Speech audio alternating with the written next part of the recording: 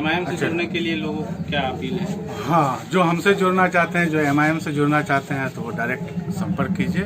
बिल्कुल आप लोगों को जोड़ेंगे। सबका स्वागत है, सबका खैर मकदम है। हसन जावेद आपका नया साथी है।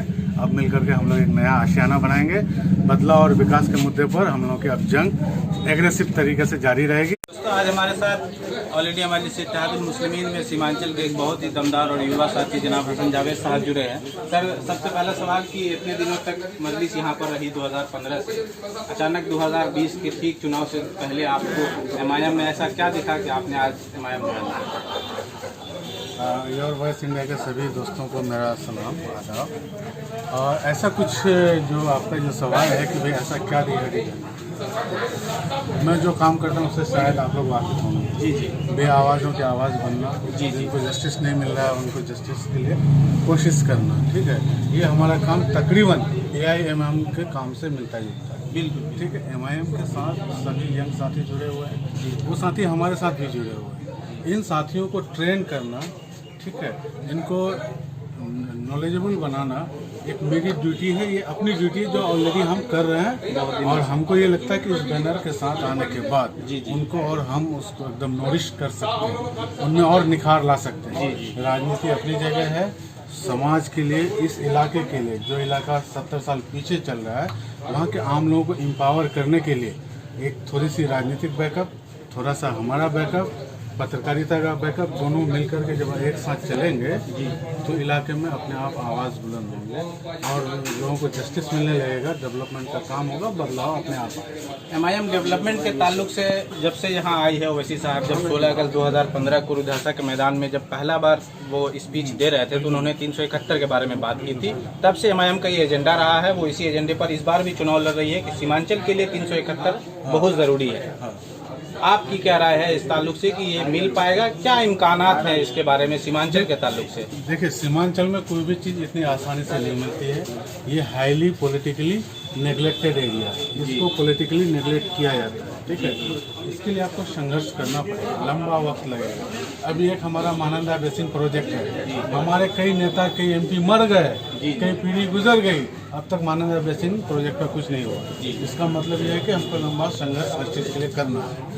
तो उसके लिए करने के लिए सोसाइटी के जो लोग हैं उनको अपलिफ्ट करना पड़ेगा, उसको एम्पावर करना पड़ेगा, इन्फॉर्मेशन रिच उनको बनानी पड़ेगी। सूचना जब हर एक घर तक पहुंचेगी, लोग अपनी बात या अपनी कमियों को या सरकार से जो उनका हक बनता है उनको लेने के लिए अपने आप आवाज़ बुलंद करेंगे। तो इसके लिहाज से अगर आप देखें तो 371 का मुद्दा बहुत ही बढ़िया मुद्दा है, ठीक है। लेकिन उस मुद्दे को ग्रैब करने के लिए, हथियाने के लिए, उसके जो मतलब लाभ होंगे उसको हथियाने के लिए हमें हर एक आदमी को एएमयू मूवमेंट के तरह आगे आना पड़ेगा। इसको आगे आने के लिए हम भी प्रयास करेंगे, पार्टी ऑलरेडी कर रही है, हमारे जो साथी है यही लोग तो लाभान्वित होंगे ना। जी, तो उनको अच्छे से ट्रेन करना, उसको नॉलेज देना और उनकी बातों को आगे तक पहुँचाना, सरकार की कुर्सी को हिलाना, उसके बाद ही तो आपका आउटपुट मिलेगा।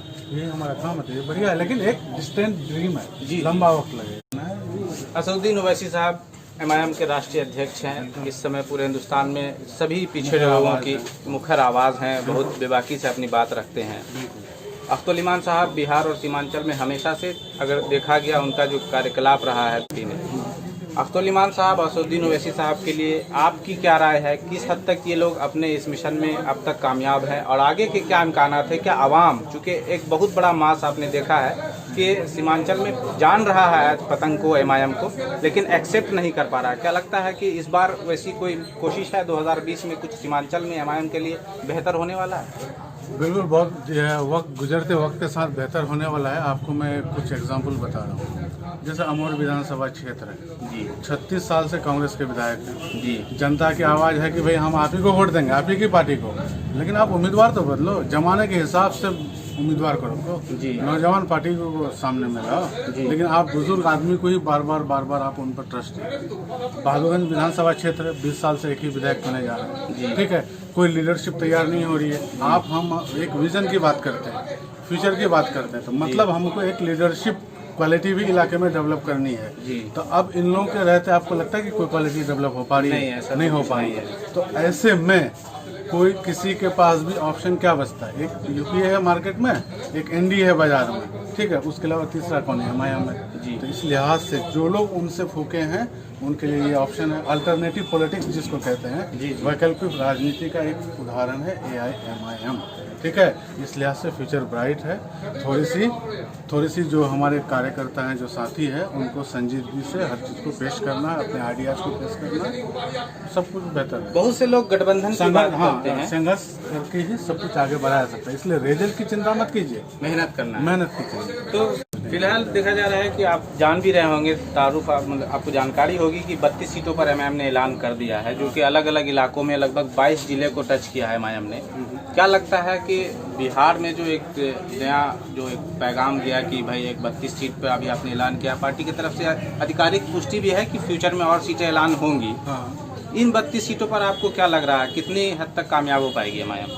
देखिए, एमआईएम ने अपना जो एक इलेक्शन पॉलिसी है ना, बहुत पहले लॉन्च कर दी है जी, बाकी दलों ने अब तक नहीं की है जी। तो एमआईएम जिन सीटों पर चुनाव लड़ने जा रही है, वो सीटें इनके लिए नहीं है, मतलब उन सीटों पर ये नई पार्टी है जी। तो वक्त से पहले इन्होंने अनाउंस करके एक विकल्प को तो तैयार कर ही दिया है। रिजल्ट जो भी हो उसकी चिंता नहीं करनी है, लेकिन इन्होंने अपना दावा ताल ठोक दिया है राजनीति जी। इस लिहाज से देखिएगा तो एमआईएम के फेवर में सब कुछ जा रहा है, ठीक है जी।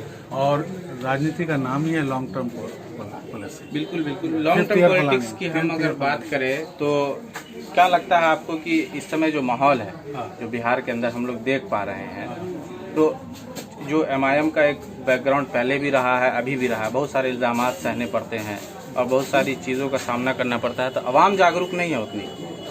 आवाम को आज भी डरा दिया जाता है, कहीं ऐसा ना हो कि फिर पिछले बार की तरह लोग भटक जाएं बीजेपी के बी टीम के बारे में या और दीगर इल्जामात जिनका वजूद से कोई लेना देना नहीं है। उन इल्जामों पर एमआईएम क्या जवाब दे पाएगी? आपके लिए क्या नुस्खा है सोशल मीडिया के साथियों के लिए और अपने नौजवान कार्यकर्ताओं के लिए? एक छोटा सा पैगाम आप अपने स्तर से दे दें कि विरोधियों के द्वारा जो इल्जाम लगाया जा रहा है या बदनाम करने की कोशिश की जा रही है, उससे कैसे निपटा जाए?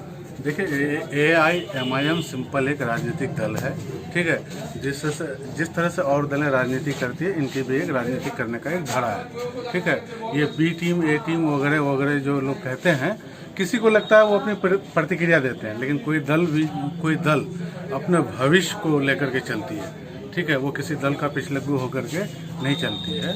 तो इसलिए ये कहना कि भाई ये इसका सहयोगी है, उसका सहयोगी है, एक बहुत ही मतलब टेम्परेरी स्टेटमेंट है जो क्षणिक में कोई भी आदमी दे देता है, लेकिन ऐसा नहीं है। आज एमआईएम 32 सीटों पर जब ऐलान कर चुकी है, उस वक्त तो कोई भी पार्टी ऐलान नहीं की है, तो इसका क्या लगता है कि वो पिछलग्गू पार्टी है, बी टीम है?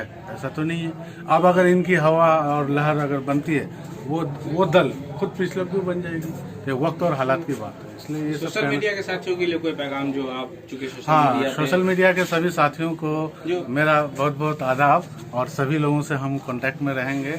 जो भी शिकवा और शिकायत है हमसे एकदम बिल्कुल फ़ोन पर, व्हाट्सएप पर, मैसेंजर पर आप भेजते रहिएगा। और किसी को लगता है कि खबर बनाने में कोई दिक्कत है, कोई अच्छी मैसेज को कन्वे करने में कोई परेशानी आती है, तो ज़रूर हमसे संपर्क कीजिए। हम उसको अच्छा से टाइप करके आपको देंगे और आप खबर सीमांचल से भी जुड़िए और जो भी प्लेटफॉर्म उनसे जुड़िए, लेकिन टेक्नोलॉजी का बहुत सही यूज़ कीजिए। इसके जरिए आप एक इलाके की तस्वीर बदल सकते हैं, एक देश की पॉलिसी को डिक्टेट कर सकते हैं, किसी के लाइफ स्टाइल को भी आप चेंज कर सकते हैं। तो हमारी रिक्वेस्ट है, पॉलिटिक्स अपनी जगह है, लेकिन एक सोशल मीडिया यूजर होने के नाते आप इस प्लेटफॉर्म का सही यूज किए।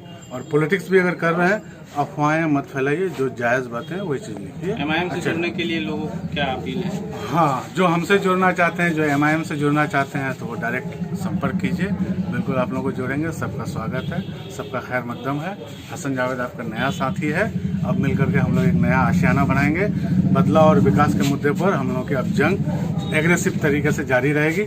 खबरों की दुनिया अलग है, वो उस पर कोई हम लोग इंटरफेरेंस नहीं रहेगा हम लोगों का, लेकिन राजनीतिक दल के तौर पर जो हम लोग है, इसको एकदम बदलाव और विकास का जो मुद्दा है, बिजली, सड़क, पानी, स्कूल, हॉस्पिटल का जो मुद्दा है, इन मुद्दों पर हम लोग बहुत एग्रेसिव तरीके से बात करेंगे और उसका असर भी दिखाएंगे। तो जो साथी हम लोग से जुड़ना चाहते हैं, फटाफट जुड़िए, हमारे व्हाट्सएप कीजिए, मैसेंजर पर जुड़िए, खबर सीमांचल से जुड़िए, जहाँ दिल करे आप जुड़िए। हर जगह हम लोग हैं, और कोई बात बुरी लगे तो माफ़ कीजिएगा, बता दीजिएगा, कान पकड़ के उठ बैठ कर लेंगे।